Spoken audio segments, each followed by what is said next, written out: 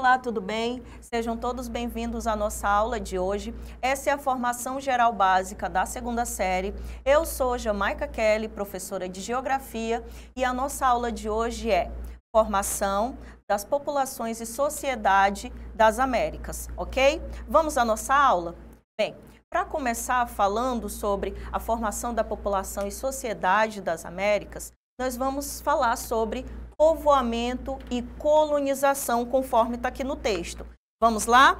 Olha só, a América era habitada por povos nativos que desenvolveram diversas civilizações complexas, como muito conhecido aí, os astecas, incas, maias e os tupis guaranis aqui no Brasil.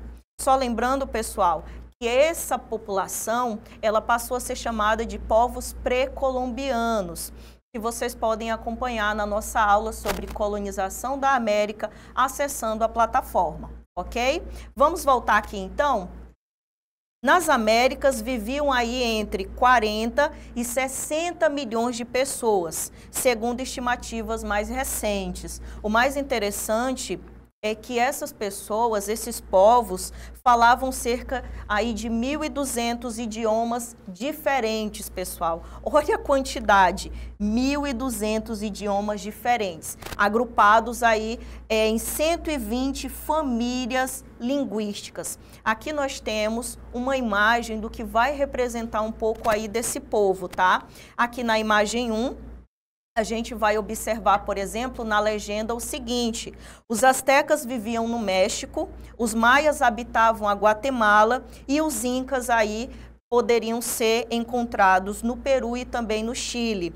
Olha só, aqui na imagem a gente tem aí um pouco do retrato do que eram as construções, do que eram aí essas populações, da importância que elas tinham para essas sociedades, pessoal. A gente percebe, por exemplo, aqui na primeira imagem, a gente percebe os astecas. E sim, pessoal, foram encontradas pirâmides construídas por esses povos, conforme está aqui na imagem 1 e aqui na imagenzinha do meio, tá? E aqui nós temos toda uma civilização muito conhecida, sendo hoje um dos lugares mais visitados do mundo, que foi justamente construído aí pelos incas, que é a cidade encontrada lá no cume da montanha chamada de Machu Picchu, tá? Então, aqui é o que nós chamamos de povos pré-colombianos e um pouco da herança que esses povos que a gente tem aí conhecimento deixada por esses povos, certo?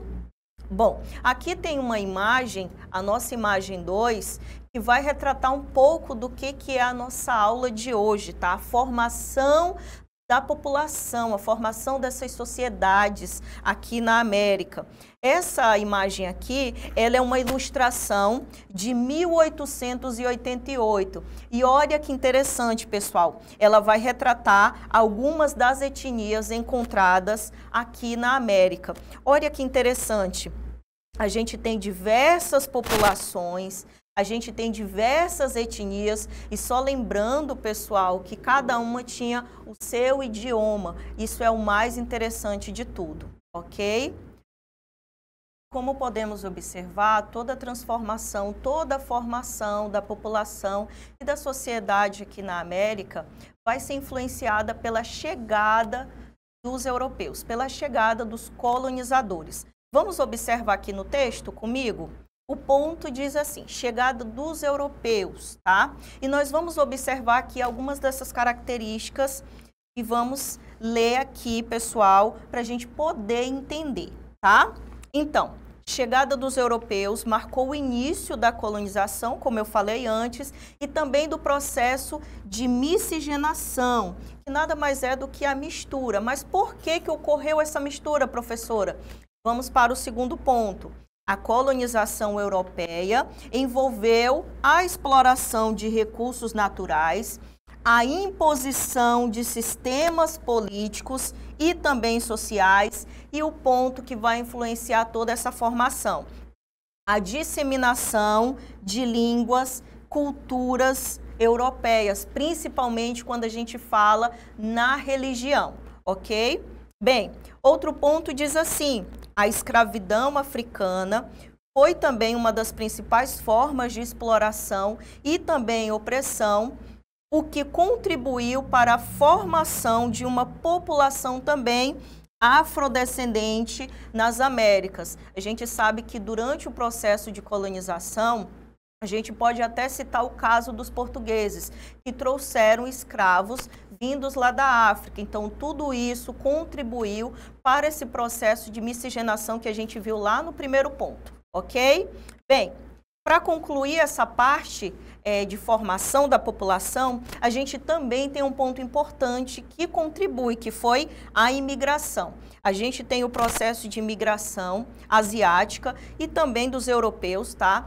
Que vai ocorrer aí principalmente no século XIX, no século XX, e também vai influenciar direta e indiretamente a formação da população em algumas regiões do continente americano, influenciando até mesmo aqui no Brasil. Certo, pessoal? Bem, dada essa mistura, dado toda a chegada desses povos tão diferentes, asiáticos, europeus, a gente tem aqui o processo de miscigenação. Vamos na tela comigo? Miscigenação e formação de identidades. Olha que interessante. Como eu falei, a miscigenação é justamente essa mistura, tá? Então, a mistura entre diversos grupos étnicos, porque cada grupo, querendo ou não, tem a sua cultura, tem a sua religião, tem o seu idioma, tem as suas características, né? E o que ocorreu no continente americano, pessoal? Ocorreu uma mistura, tá? Entre diversos grupos étnicos e também culturais. Tudo isso gerou uma variedade de expressões culturais, de línguas, religiões e também até mesmo de práticas sociais. O mais interessante de tudo isso é que a interação entre esses povos indígenas, europeus, africanos, asiáticos, vai contribuir aí para a formação, tá, de identidades nacionais distintas, tá, muitas diferentes em cada país americano e sempre pegando o caso aqui do Brasil, tá, pessoal? Vamos para a imagem? Aqui a imagem, que é a nossa imagem 3, mostra um pouco aí do que foi essa mistura, que dá justamente essa característica à população, tá? Essa imagem poderia representar muito bem a população brasileira, porque nós somos um povo com traços, né, bem diferentes dos outros povos. Nós somos uma mistura, a mistura do europeu, a mistura do negro, a mistura até mesmo dos italianos, e assim nós temos a população. Tudo isso é o que nós chamamos de miscigenação. Então, a miscigenação ela não vai ocorrer somente, tá, no Brasil, pessoal. Ela vai ocorrer em diferentes países do continente americano, certo? Bom, aqui nós vamos pegar um pouco do que foi a nossa aula de hoje. Vamos chegar aqui no resumo, entendendo um pouco melhor do que a gente aprendeu até aqui, tá? Primeiro ponto, a gente aprendeu que a formação da população e sociedade das Américas foi um processo bem dinâmico e também complexo e que continua a evoluir e vai se evoluindo com o passar do tempo, tá? A gente aprendeu também que a miscigenação, a colonização, a própria escravidão e a imigração trouxe o quê? Trouxe uma interação entre diferentes grupos culturais e tem contribuído para a riqueza e toda a diversidade do continente, conforme a gente viu na imagem, tá? A população atual das Américas, logo é o quê? O resultado da interação entre povos indígenas, europeus, africanos, que se misturaram aí ao longo da história.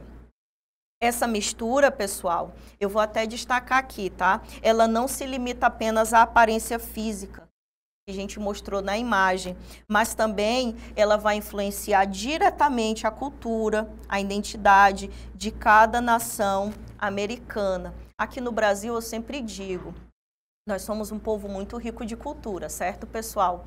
E a gente pode sempre citar a questão da culinária. A nossa riqueza na culinária é muito grande. Por quê? Porque o Brasil recebeu diversos povos diferentes. E todos esses povos deixaram aí uma característica, principalmente na culinária, certo? Bem, essa foi a nossa aula de hoje. Eu espero muito que vocês tenham gostado. Para entender melhor o processo de colonização, vocês podem estar acessando a plataforma e assistindo a aula Colonização da América. Espero vocês na próxima aula e essas foram aí as nossas referências, conforme vocês estão vendo no slide, ok? Os índios são obrigados a cuspir cada vez que falam em qualquer um de seus deuses. Só lembrando, pessoal, os índios, eles são considerados até hoje politeístas. Então, eles adoram a lua, o sol, a chuva, tá? Continuando o texto. São obrigados a dançar danças novas, o baile da conquista e o baile dos mouros e dos cristãos, que celebram a invasão da América e a humilhação dos infiéis. Os índios fazem a Virgem desfilar em andores de plumas e, chamando-a de avó da luz, pedem todas as noites que ela traga o sol na manhã seguinte. Mas com maior devoção, veneram a serpente que ela esmaga com o pé. Identificam-se com Jesus, que foi condenado sem provas como eles, mas não adoram a cruz, por ser símbolo de sua imolação, e sim porque a cruz tem a forma do fecundo encontro da chuva com a terra. Esse é um texto escrito em 1985, tá? Olha que interessante. Mas quando a gente lê, ele parece muito atual. Vamos agora à leitura das alternativas. Mas antes de ler as alternativas, vamos ver o comando, tá? Lendo junto comigo, pessoal. Com base no texto, é correto afirmar que as populações indígenas na América Espanhola. 2 pontos. Opção A. Conseguiram negociar a preservação de suas práticas culturais com os conquistadores. Só lembrando, pessoal, os índios são politeístas, ou seja, eles adoram a diversos tipos de deuses, tá? Opção B. Fizeram uma interpretação própria da religião católica imposta a eles, ressignificando seus elementos e apropriando-se de alguns de seus símbolos. Opção C. Apreciavam as celebrações trazidas pelos europeus, como o baile da conquista e o baile dos mouros. Opção D. Assimilaram pacificamente os princípios católicos trazidos pelos europeus, tendo em vista a proximidade dos símbolos cristãos com a experiência vivida por eles. Será que os símbolos cristãos, em que se adora um único Deus, tem alguma semelhança com o politeísmo? Isso é uma questão para a gente analisar, tá? E a opção E, a nossa última alternativa. Os índios eram livres para professar sua fé da maneira que quisessem. Pessoal, para entender todas essas alternativas, eu vou voltar aqui no texto com vocês, certo? Olha só. Eu quero destacar aqui no texto alguns pontos e eu quero que vocês observem junto comigo, tá? A gente tem aqui o seguinte, após o ponto, ó, os índios fazem a Virgem Maria desfilar em andores de plumas.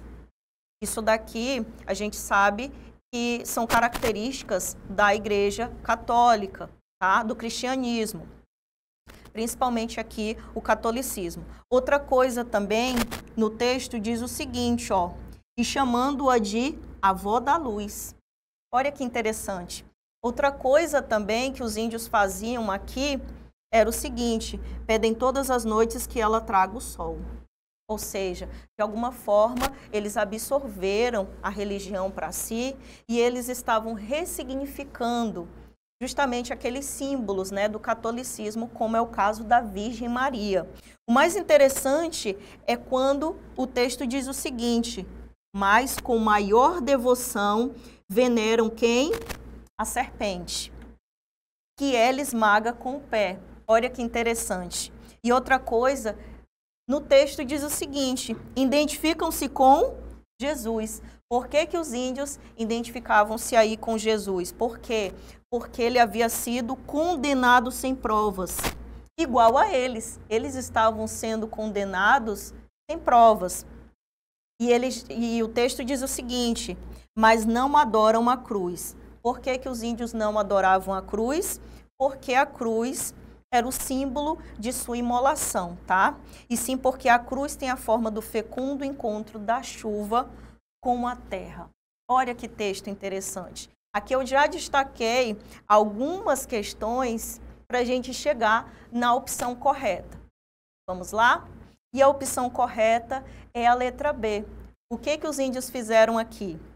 Uma interpretação própria da religião católica imposta a eles, lembrando que essa religião foi imposta aqui com o texto segundo a colonização espanhola, tá? O texto fala e diz o seguinte: ressignificando seus elementos e apropriando-se de alguns de seus símbolos.